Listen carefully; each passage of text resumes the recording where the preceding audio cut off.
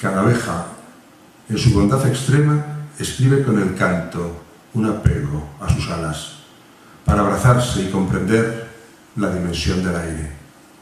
Como hace el náufrago al engullir voluntarioso el agua que separa sus bronquios de las algas.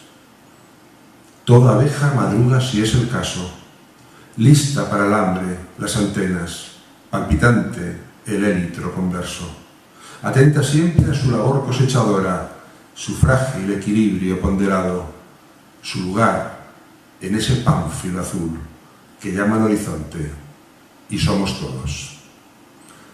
Pero esta mujer sobresaliente, atento el rímel a disfrazar su angustia, que dice ser hogaza, partitura, postre cereal, argumento de un duelo con pistolas.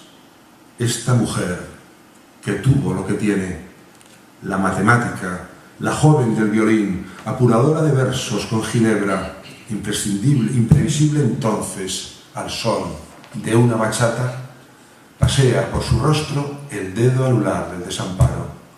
Evoca, desprovista, la imposible ternura del pezón en retirada, los aledaños benignos de un vientre devorador y astuto, la brújula que sus pasos empuñaban para evitar el norte.